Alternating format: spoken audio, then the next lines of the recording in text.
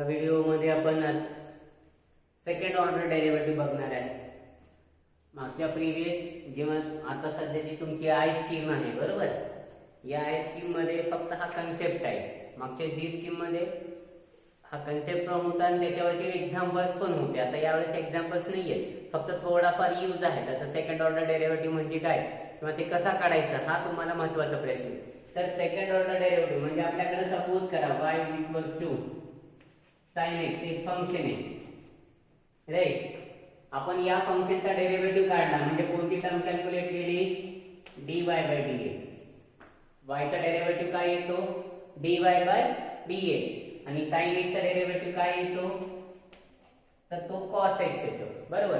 हा झाला हा जो dy/dx आहे. तर या dy/dx ला काय म्हणायचंय, तर या dy/dx ला म्हणायचंय फर्स्ट ऑर्डर डेरिव्हेटिव्ह. लक्षात घ्या, जो dy/dx आलाय, dy/dx it is called as first order derivative. First order कशामुळे म्हणायचंय, याचा पॉवर काही नाही म्हणजे 1 असतो. इथं 1 आहे, इथं पण 1 आहे राईट. आता y sin x फंक्शन आपण कन्सिडर केलं होतं, त्याचा डेरिव्हेटिव्ह cos x आला. जर या cos x चा जर मी परत डेरिव्हेटिव्ह काढला म्हणजे sin x चा डेरिव्हेटिव्ह cos x चा जर मी परत डेरिव्हेटिव्ह घेतला म्हणजे मी आता cos x चा डेरिव्हेटिव्ह काय लिहिणार, मायनस sin x. आणि ही व्हॅल्यू म्हणजे d2y डिवाइडेड बाय dx2 असं याला कसं रीड करायचंय, d2y/dx2. आणि हा म्हणजे काय आहे तुमच्यासाठी second order derivative. Second order डेरिव्हेटिव्हचं मीनिंग काय आहे, आलेल्या फंक्शनचा डेरिव्हेटिव्ह घ्या आणि परत त्या डेरिव्हेटिव्हचा डेरिव्हेटिव्ह म्हणजे डेरिव्हेटिव्हचा डेरिव्हेटिव्ह म्हणजे second order derivative. First order डेरिव्हेटिव्हचा परत जर डेरिव्हेटिव्ह घेतला पण तर त्याला काय म्हणायचंय, सेकंड ऑर्डर डेरिव्हेटिव्ह. सपोज करा y मी काय घेतला आता e⁻x राईट. y e⁻x म्हणजे dy/dx ची व्हॅल्यू काय मिळेल, म्हणजे फर्स्ट ऑर्डर डेरिव्हेटिव्ह ची व्हॅल्यू काय मिळेल, e⁻x. परत जर याचा डेरिव्हेटिव्ह घेतला म्हणजे dy/dx चा डेरिव्हेटिव्ह d2y/dx2 तर तो पण काय येणार e⁻x. म्हणजे e⁻x चा फर्स्ट ऑर्डर डेरिव्हेटिव्ह e⁻x चा सेकंड ऑर्डर डेरिव्हेटिव्ह e⁻x. अजून एखादं फंक्शन घेऊ, y log x घेतला, y log x. So what is dy/dx म्हणजे first order derivative. log x चा डेरिव्हेटिव्ह काय येतो, तर तो 1/x येतो. log x चा डेरिव्हेटिव्ह काय येतो, 1/x. आणि dy/dx चा डेरिव्हेटिव्ह म्हणजे d2y/dx2 आणि तो काय येतो, तर तो येतो -1/x². log x चा डेरिव्हेटिव्ह 1/x, 1/x चा डेरिव्हेटिव्ह -1/x². तो कसा काढायचा तुम्हाला सांगितले. 1/x म्हणजे x टू द पॉवर -1 म्हणजे याला लिहिता येतं -1 * x टू द पॉवर -1 - 2 त्याचा डेरिव्हेटिव्ह म्हणजे -1 * x टू द पॉवर -2 म्हणजे -1/x² असं लिहिता येतं त्या डेरिव्हेटिव्हला. सरळ इथं सांगायचा हेतू असा, एकाच फंक्शनचा दोन वेळेस डेरिव्हेटिव्ह घेणे यालाच काय म्हणायचंय, सेकंड ऑर्डर डेरिव्हेटिव्ह. म्हणजे हा जो फर्स्ट ऑर्डर डेरिव्हेटिव्ह आहे आपल्याकडे y आहे आपण ठीक आहे. इथं काय लिहितो आपण, फर्स्टला d/dx ऑफ y लिहितो म्हणजे dy/dx. आता सेकंडला काय लिहायचंय, d/dx ऑफ dy/dx असं लिहायचंय d/dx. कारण d/dx ऑफ y म्हणजेच काय dy/dx आणि d/dx ऑफ dy/dx म्हणजेच काय येतो, तर तो येतो d2y/dx2. एका फंक्शनचा दोनदा डेरिव्हेटिव्ह घेणे, आलेल्या डेरिव्हेटिव्हचा डेरिव्हेटिव्ह म्हणजे पहिलं फंक्शन आहे आपल्याकडे, फंक्शनचा डेरिव्हेटिव्ह घ्या म्हणजे dy/dx मिळेल. आलेल्या dy/dx चा परत डेरिव्हेटिव्ह घ्या म्हणजे d2y/dx2 आणि d2y/dx2 म्हणजे काय आहे, तर तो आहे सेकंड ऑर्डर डेरिव्हेटिव्ह. हा पार्ट क्लियर झाला.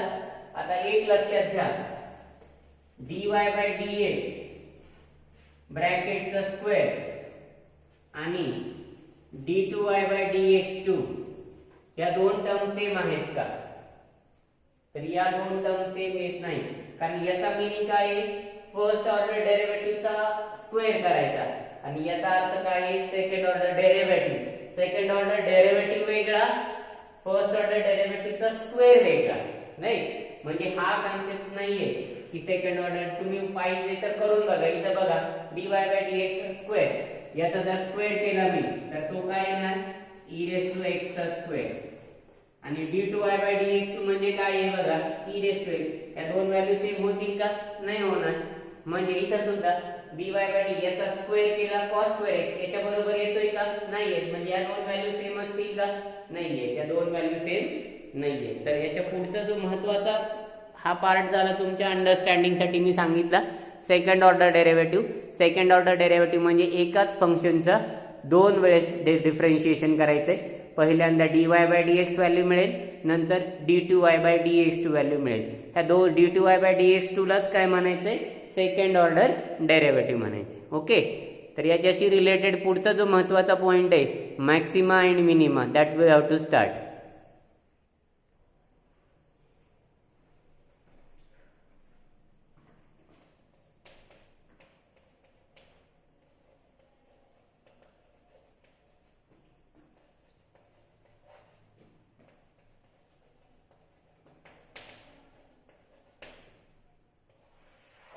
नेक्स्ट पॉइंट आहे मॅक्सिमा अँड मिनिमा.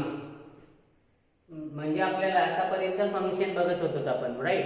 फंक्शनचा डेरिव्हेटिव्ह काढला तर तो फंक्शन मॅक्सिमम व्हॅल्यू कधी मिळेल आणि त्या फंक्शनची मिनिमम व्हॅल्यू, अशा आपल्याला दोन टर्म काढायचे आहेत, राईट? म्हणजे सपोज करा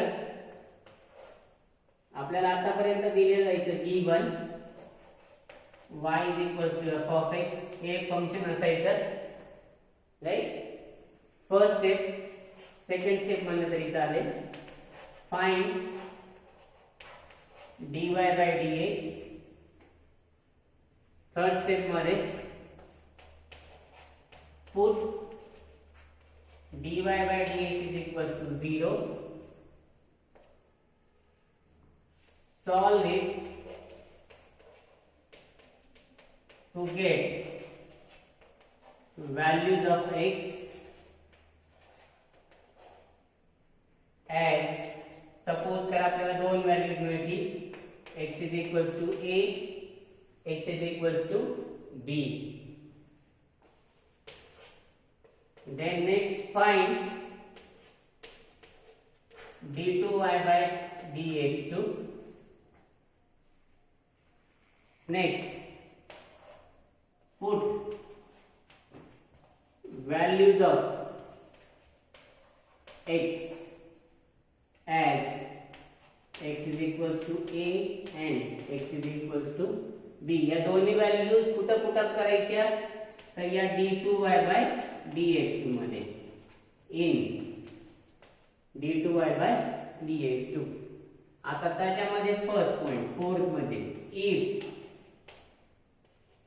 at x = a, सपोज करा x = a ला जर second order derivative d2y/dx2 is less than 0, तो काय आला? लेस दॅन 0 आला. Then we get maximum value. We get maximum value at x = a. कोणत्या पॉइंटला मॅक्सिमम व्हॅल्यू मिळेल? x = a ला. कधी मॅक्सिमम व्हॅल्यू मिळेल? जर हा सेकंड ऑर्डर डेरिव्हेटिव्ह लेस दॅन 0 आला तर. याच्या उलट condition, if at x = a, suppose करा x = a ला d2y/dx2 is greater than 0, then we get minimum value at x = a. आणि सिमिलरली जर x = a ला जर ही लेस दॅन 0 आली तर automatically at x is equals to b, या point साठी सेकंड ऑर्डर डेरिव्हेटिव्ह ची value d2y by dx2 is greater than 0 येऊ शकते किंवा येईल. ठीक आहे, म्हणजे थर्ड पॉइंट बघा, सरळ सरळ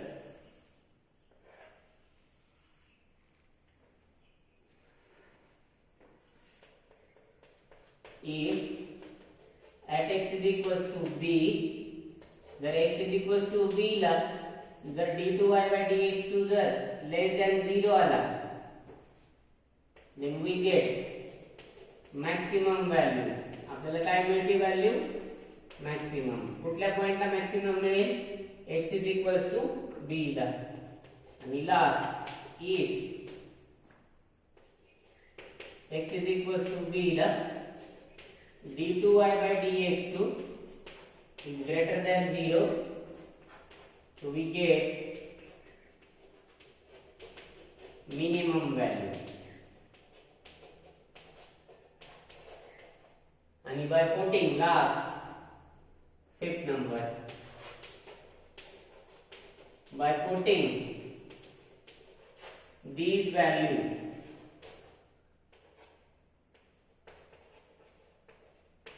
in the function to get maximum and minimum value of a function.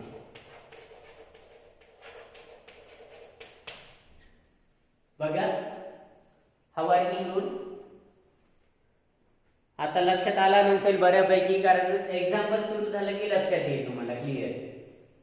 बघा आपल्याकडे काय दिलं असणार आहे? y is equals to f of x function दिलं असेल, राईट. फर्स्ट स्टेप काय करायची आहे? Find dy by dx, dy by dx calculate करायचं म्हणजे डेरिव्हेटिव्ह काढायचं सरळ सरळ. ओके. सेकंड स्टेप करायची आहे, आलेला dy by dx तो काय ठेवायचा? Put dy by dx is equals to 0. पहिला वर्क काय करणार तुम्ही? आलेल्या फंक्शनचा डेरिव्हेटिव्ह काढायचा. आलेल्या डेरिव्हेटिव्हची व्हॅल्यू काय ठेवायची? 0. ही झाली तुमची दुसरी स्टेप. स्टेप बाय स्टेप जायचे. सेकंड स्टेप मध्ये काय करायचे? Put dy by dx is equals to 0. याला सॉल्व्ह करायचे. सॉल्व्ह दिस मध्ये सॉल्व्ह केल्यानंतर आपल्याला x च्या दोन व्हॅल्यू मिळू शकतात. सपोज करा त्या व्हॅल्यू स्मॉल a आणि b तिथं काहीतरी असेल 1 2 3 4 -1 2 काहीतरी व्हॅल्यू येणार तिथं, म्हणजे दोन व्हॅल्यूज मिळतील. x is equals to a, x is equals to b. ही तिसरी स्टेप. तिसऱ्या स्टेप मध्ये काय करायचंय? याला सॉल्व्ह करायचं म्हणजे dy by dx 0 ठेवायचा आणि सॉल्व्ह करायचंय. नेक्स्ट पुढच्या स्टेप मध्ये ही टर्म कॅल्क्युलेट करायची d2y by dx2. मगाशी मी तुम्हाला सांगितलं what is d2y by dx2. काय आहे d2y by dx2? तर d2y by dx2 म्हणजे सेकंड ऑर्डर डेरिव्हेटिव्ह आहे. म्हणजे आलेल्या डेरिव्हेटिव्हचा या dy by dx चा परत एकदा डेरिव्हेटिव्ह घ्यायचा म्हणजे तुम्हाला कशाची व्हॅल्यू मिळेल? d2y by dx2 ची व्हॅल्यू मिळेल. ही झाली तुमची ही फोर्थ स्टेप आहे. दिस इज फोर्थ स्टेप म्हणा किंवा याला स्टेप नंबर दिला नाही तरी चालेल. This is first step, this is second step. कारण दिलेलं फंक्शन ऑलरेडी y दिलेलंच असतं तुम्हाला. तर फर्स्ट स्टेप काय करायचंय? dy by dx कॅल्क्युलेट करायचंय. आलेला dy by dx 0 ठेवा, त्याला सॉल्व्ह करा, दोन व्हॅल्यूज मिळतील x च्या. थर्ड स्टेप मध्ये फाइंड d2y by dx2 म्हणजे सेकंड ऑर्डर डेरिव्हेटिव्ह काढा. आता हा जो व्हॅल्यू येईल d2y by dx2 तर या व्हॅल्यू मध्ये आपल्याला या दोन्ही व्हॅल्यू ठेवून बघायचे. अगोदर x is equals to a ठेवून बघा आणि x is equals to b. x is equals to a ठेवून बघितल्यानंतर दोन पॉसिबिलिटी येतील. एक तर तो व्हॅल्यू पॉझिटिव्ह येईल किंवा निगेटिव्ह येईल. पॉझिटिव्ह म्हणलं की ग्रेटर दॅन 0 आणि निगेटिव्ह म्हणलं की लेस दॅन 0. म्हणजे सपोज करा ही जर लेस दॅन 0 आली, ही व्हॅल्यू जर 0 पेक्षा छोटी आली, कोणती व्हॅल्यू? सेकंड ऑर्डर डेरिव्हेटिव्हची व्हॅल्यू जर 0 पेक्षा छोटी आली तर त्या फंक्शनला आपल्याला पॉइंटला काय म्हणायचंय? मॅक्सिमम पॉइंट म्हणायचंय. कोणत्या पॉइंटला? समजा x is equals to a ला जर लेस दॅन 0 आला तर तो मॅक्सिमम पॉइंट मिळतो आणि x आणि जर उलट आला ग्रेटर दॅन 0 आला, 0 पेक्षा मोठी व्हॅल्यू आली तर त्या फंक्शनला काय म्हणायचंय? Minimum value. त्याच्या उलट पुन्हा x is equals to b हा पॉइंट ठेवून बघितला तर इथं व्हाईस वर्सा, जर तुम्हाला हा पहिला पॉइंट मिळाला लेस दॅन 0 तर हा मिळतो नेक्स्ट पॉइंट ग्रेटर दॅन 0 वाला या पॉइंट साठी, आणि त्या पॉइंट साठी मिनिमम व्हॅल्यू आहे, आणि जर लेस दॅन 0 आला तर त्या पॉइंट साठी मॅक्सिमम. म्हणजे आपल्याला दोन्ही व्हॅल्यू काढायचे, एक मिनिमम व्हॅल्यू आणि दुसरी मॅक्सिमम व्हॅल्यू. तर मॅक्सिमम व्हॅल्यू कधी मिळते?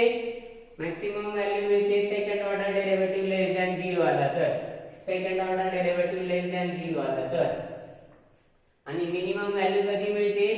जर second order derivative greater than 0 आला तर, second order derivative greater than 0 आला तर मिनिमम व्हॅल्यू मिळते. आणि ती मिनिमम व्हॅल्यू आणि मॅक्सिमम व्हॅल्यू ती फंक्शन मध्ये व्हॅल्यू पहिल्या जो आपला मेन इक्वेशन आहे y f of x या फंक्शन मध्ये ठेवलं की ज्या पॉइंटला मॅक्सिमम आहे त्या पॉइंटची मॅक्सिमम व्हॅल्यू मिळणार, आणि ज्या पॉइंटला मिनिमम आहे तेव्हा त्या फंक्शनची मिनिमम व्हॅल्यू मिळते. ठीक आहे, हा 4 मार्काला कंप्लीट थिअरी पेपर मध्ये क्वेश्चन्स यायचा.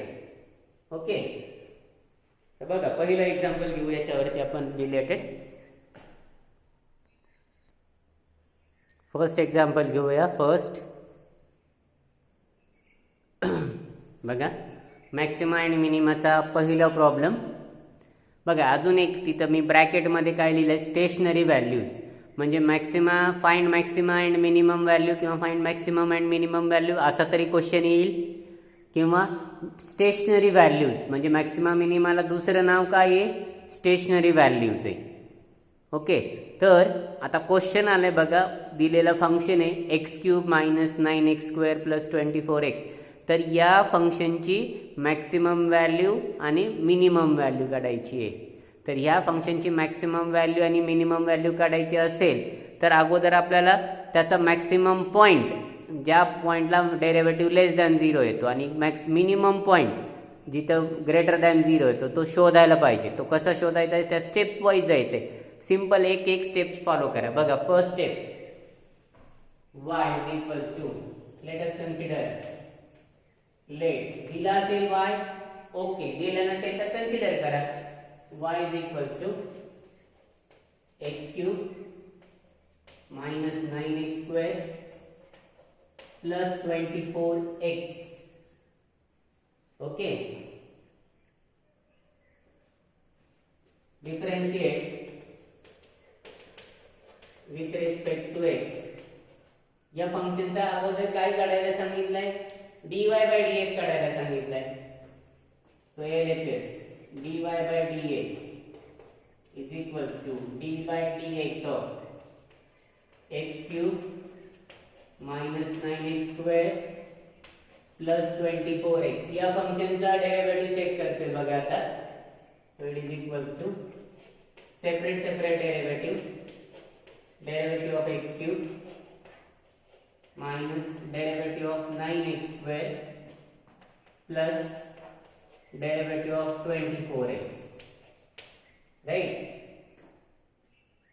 बघा x³ म्हणजे पॉवर वाला 3, जो पॉवर मध्ये आहे तो बेसला 3 चा पॉवर 1 नी कमी करायचे म्हणजे 2, म्हणजे 3x² मायनस 9 बेस मधला बाहेर आला, कॉन्स्टंट आहे म्हणून बाहेर घेतला.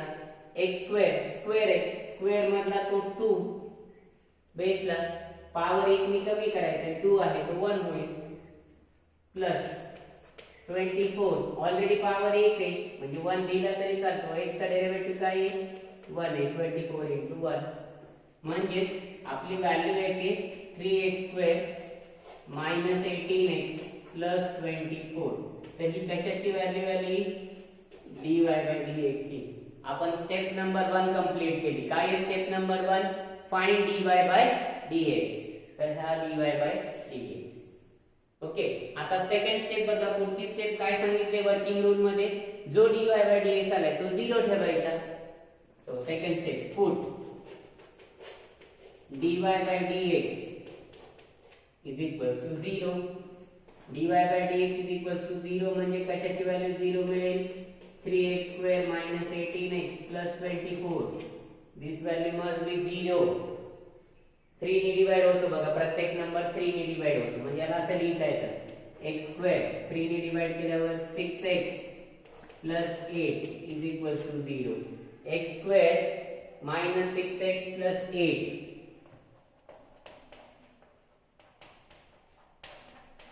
याचे फॅक्टर्स पडतात बघा 8 चे. 8 आणि -6 म्हणजे 4 आणि 2 म्हणजे दोन्ही निगेटिव्ह. म्हणजे x - 4 x - 2 is equals to 0. 8 म्हणजे -4 -2 म्हणजे +8, -4 -2 म्हणजे -6 म्हणजे हे दोन फॅक्टर्स यांना सॉल्व करा. म्हणजे x - 4 इज इक्वल्स टू 0 और x - 2 इज इक्वल्स टू 0. म्हणजे आपल्याला x च्या दोन व्हॅल्यूज मिळतील. x इज इक्वल्स टू 4 और x इज इक्वल्स टू 2. ही तुमची स्टेप नंबर 2 कंप्लीट झाली. काय केलं आपण?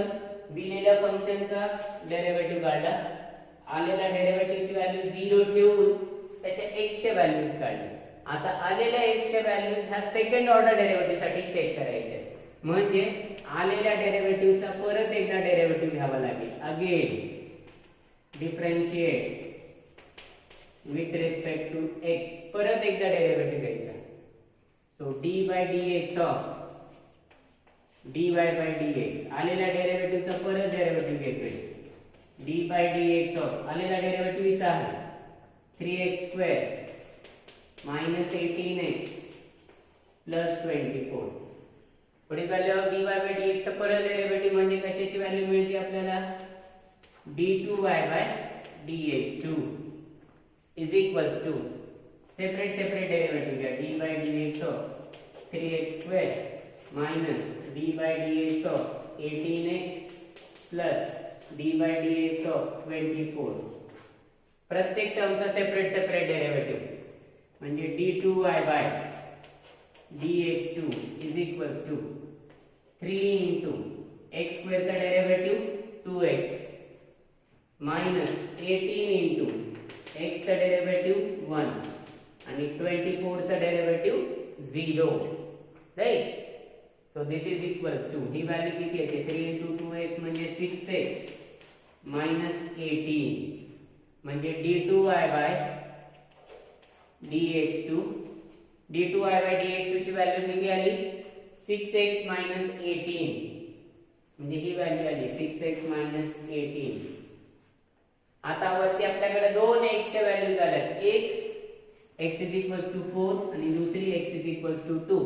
तर ह्या दोन्ही व्हॅल्यू याच्यामध्ये ठेवून बघायच्या. पॉझिटिव्ह आला मिनिमम म्हणायचं. याच्यामध्ये लक्षात घ्या, जर d2y/dx2 जर पॉझिटिव्ह आला तर फंक्शन निगेटिव्ह व्हॅल्यू देतो, मिनिमम व्हॅल्यू देतो. आणि d2y/dx2 ग्रेटर दॅन 0 आला तर मिनिमम, लेस दॅन 0 आला तर मॅक्सिमम. म्हणजे आता इथं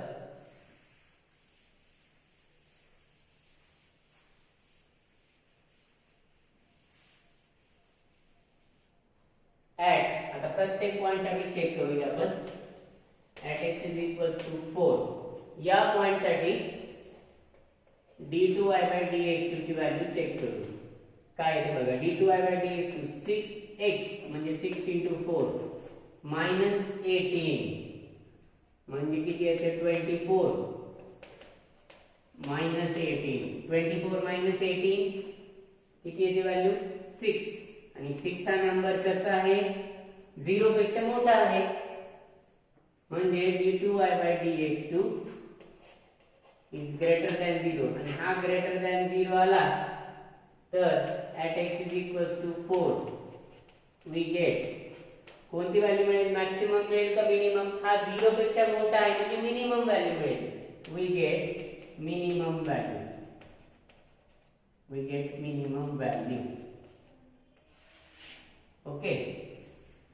नाउ आता दुसऱ्या पॉइंट साठी at x = 2 चेक करा. d2y/dx2 ची व्हॅल्यू आहे 6x. x म्हणजे 2 -18 म्हणजे 12 -18 ची व्हॅल्यू किती येते? -6 म्हणजे किती आली? 0 पेक्षा लहान आहे म्हणजे निगेटिव्ह आहे. आणि हा 0 पेक्षा लहान म्हणजे हा उलट लक्षात ठेवायचं. हा 0 पेक्षा छोटा आहे. हा छोटा आहे म्हणजे आपल्याला काय मिळेल? at this implies x = 2 we get maximum value.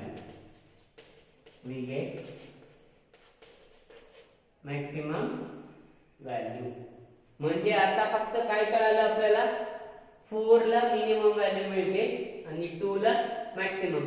ती मॅक्सिमम व्हॅल्यू त्या फंक्शन मध्ये ठेवायची, मग आपल्याला मॅक्सिमम व्हॅल्यू मिळेल आणि मिनिमम व्हॅल्यू मिळेल. So therefore y max is equals to कोणत्या पॉइंटला मिनिमम मॅक्सिमम 2 साठी मॅक्सिमम व्हॅल्यू मिळते तर 2 ठेवा. म्हणजे काय होईल 2 cube minus 9 into 2 square plus 24 xi म्हणजे 24 into 2 म्हणजे 8 9 into 4 प्लस 48. किती येतं कॅल्सीवरती कॅल्क्युलेट केलं तरी चालेल. 56 आणि 9 चौक 36 म्हणजे 20 येते. So y max is equals to 20. y max is equals to 20. Now next y minimum बघा. y मिनिमम व्हॅल्यू कुठल्या पॉइंटला मिळते, मिनिमम व्हॅल्यू 4 ला. 4 इक्वेशन मध्ये ठेवा म्हणजे 4 cube minus 9 into 4 square plus 24 into 4. 4 cube ची व्हॅल्यू 64. 9 into 16 प्लस 96 म्हणजे 64. 144 प्लस 96. ही व्हॅल्यू किती येते बघा. 64 प्लस 96 म्हणजे 4 प्लस 96 म्हणजे 10 आणि हा 150 सॉरी 160 ही व्हॅल्यू. 160 मायनस 154 म्हणजे ही व्हॅल्यू येते 16. So y minimum is equals to 16. फंक्शनची मिनिमम व्हॅल्यू 16 आणि फंक्शनची मॅक्सिमम व्हॅल्यू 20. देअरफॉर आता हा महत्त्वाचा पॉइंट आहे, पॉइंट ऑफ मॅक्सिमा आणि नेक्स्ट आहे point of minima. Point of maxima आणि point of minima. Point of maxima आणि पॉइंट ऑफ मिनिमा लिहायचं आहे. आता मॅक्सिमा पॉइंट लिहिताना कुठल्या पॉइंटला मॅक्सिमम व्हॅल्यू मिळते 2 ला मिळते. 2 ला मॅक्सिमम व्हॅल्यू मिळते राईट आणि 4 ला मिनिमम व्हॅल्यू मिळते. ती मॅक्सिमम व्हॅल्यू किती, ती मॅक्सिमम व्हॅल्यू 20 म्हणजे 2,20 आणि ती मिनिमम व्हॅल्यू किती 60 म्हणजे 2,20 आणि 4,16. 2 ला मॅक्सिमम व्हॅल्यू मिळते आणि ती मॅक्सिमम व्हॅल्यू 20, फंक्शनची व्हॅल्यू 20 आणि 4 ला मिनिमम व्हॅल्यू मिळते आणि ती मिनिमम व्हॅल्यू 16 राईट. म्हणजे आपल्याला दोन पॉइंट्स मिळाले 2,4. 2 ला मॅक्सिमम व्हॅल्यू 4 ला मिनिमम व्हॅल्यू. आणि याच अशाच टाइपचे एक्झाम्पल्स आता पुढे असतील. Maximum value step by step जर लक्षात ठेवलं तर काही डिफिकल्ट नाहीये. स्टेप बाय स्टेप तुम्हाला 1-2 मिनिटात स्टेप बाय स्टेप सांगतो. हा प्रॉब्लेम तुमच्या समोर आहेच आहे राईट.